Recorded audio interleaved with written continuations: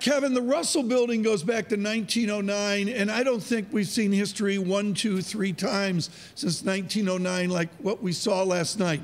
What will be the response of the White House?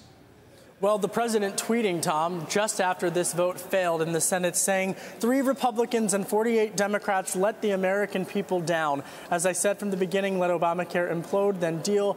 Watch. Of course, he was talking about Senators Lisa Murkowski, Susan Collins, and John McCain, the latter of whom was a big surprise. And there were literally audible gasps on the Senate floor as Senator McCain, having returned to Senate after that brain cancer diagnosis, voted against this health care bill.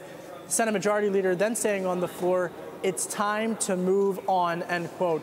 This is the beginning of the end of a major policy defeat for this White House. Kevin, already the pundit stepping in. This is the conservative Jennifer Rubin at the Washington Post, probably writing, sitting next to Kevin in their all-nighter up at the Russell Building. Ms. Rubin, they all had the power to stop a bill many openly trashed as a joke and conceded would do great damage. Nevertheless, the Senate hoped someone else would do the dirty work of derailing it. After 7 years of protest and 7 months of legislative paralysis, Republicans have not figured out what to do about Obamacare. What will they do about tax reform? Well, yesterday, of course, the Secretary of Treasury, Steven Mnuchin, along with Gary Cohn, as well as the congressional leadership and some others, releasing a framework for tax reform, essentially saying the border adjustment tax is dead. That said, it was a very thin on policy specifics, but kickstarting the debate. I can tell you, Tom, I've spoken with several sources here at the Treasury Department who are saying that they have been working for months to make sure to correct the mistakes of what they see on health care. Whether or not they can do it, of course, we're going to have to find out. Is what I'm going to read over the weekend is the border tax is dead.